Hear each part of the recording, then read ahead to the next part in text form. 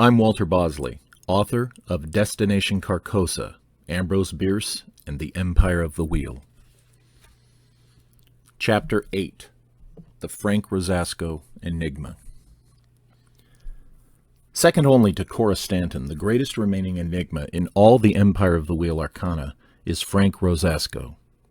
Arrested on an outbound train in San Bernardino just 11 days after the unexplained death of the mystery woman who I've identified as Etta Place, 24-year-old Rosasco was exhibiting delusional paranoia at the time police detained him.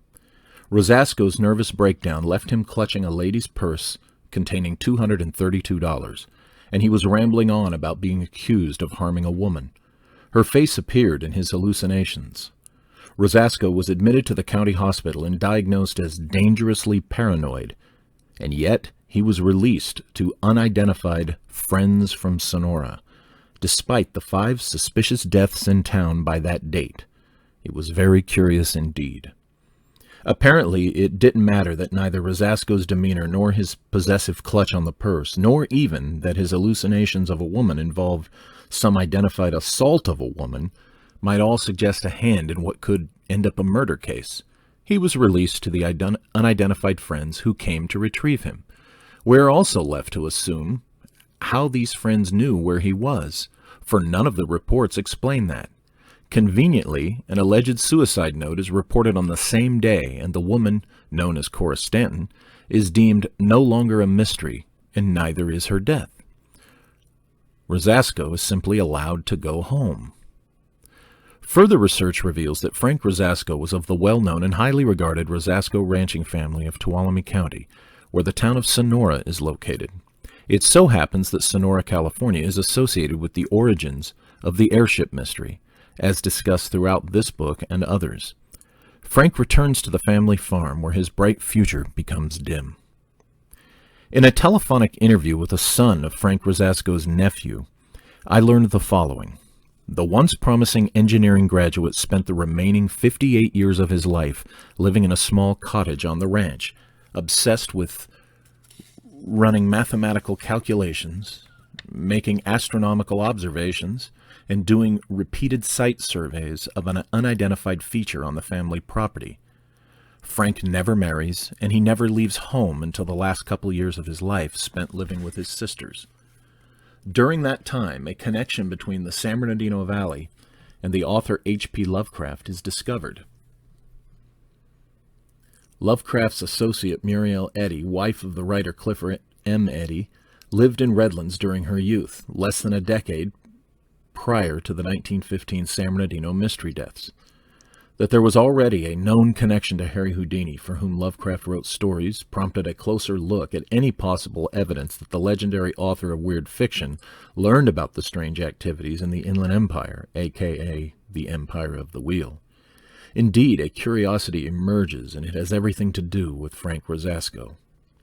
It appears that Rosasco's odd episode in the San Bernardino Valley, followed by the subsequent bizarre life he led afterward, could have made him the model for several Lovecraft protagonists.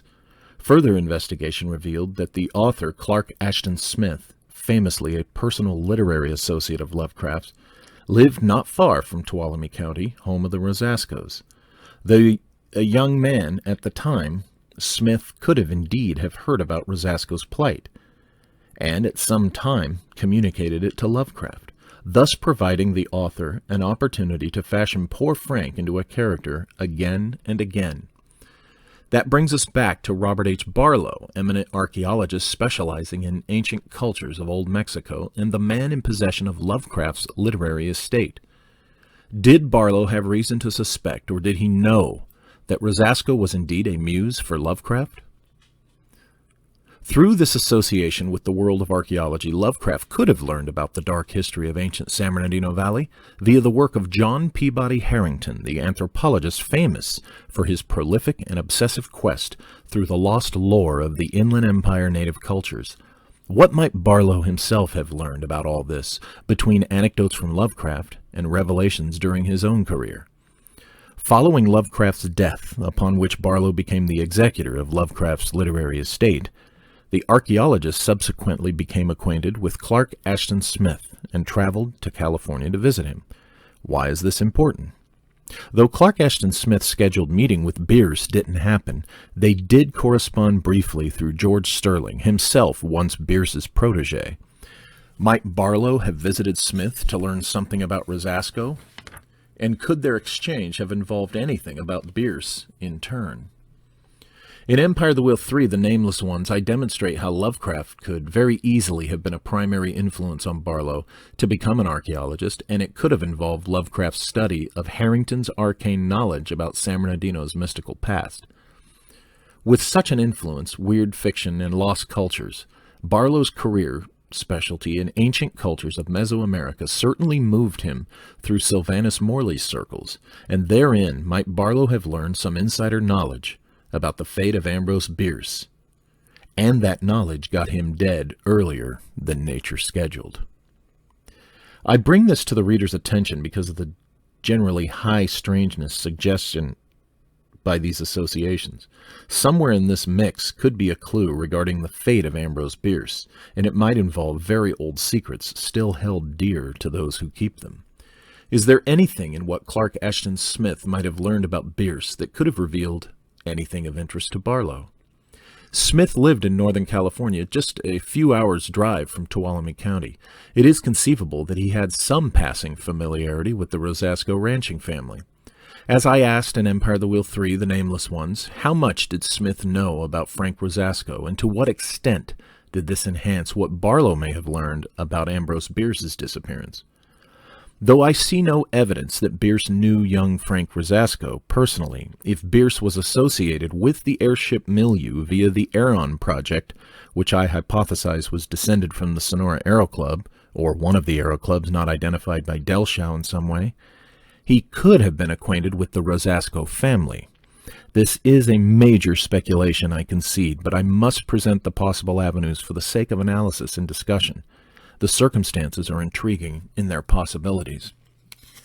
So let's have fun and say that Bierce was acquainted with the Rosasco family. In previous volumes, I have already suggested that the family was associated with the Sonora Aero Club. If they knew Bierce, there might be greater margin to consider that Frank had indeed gone to San Bernardino on behalf of the airship milieu. A past with the Sonora Aero Club and any association via Bierce to the Aeron Project inspires the delectable speculation that Frank's engineering education could have been at the suggestion of an American airship group I call the 1903, and they may even have recruited him in some function as a field operative. Just imagine it. That's what speculation is all about. The facts suggest to me two possibilities. Frank Rosasco was a field operative for either the U.S. Secret Service or the airship group called the 1903. In my analysis of the details of his arrest, I have concluded that Frank's task was to take the purse with operational contingency funds to Cora in San Bernardino. Whatever happened while he was there opened his eyes and blew his mind. Did he merely witness Cora's murder? That wouldn't explain nearly 60 years of obsessive math, astronomy, and topographical survey. Something very intense happened to Frank Rosasco in San Bernardino. What better explanation for his obsessions than that he learned something astounding about what the mysterious airship group I call the 1903 may have found off this planet, or between dimensions. Destination Carcosa, Ambrose Bierce and the Empire of the Wheel by Walter Bosley is available print on demand only at lulu.com.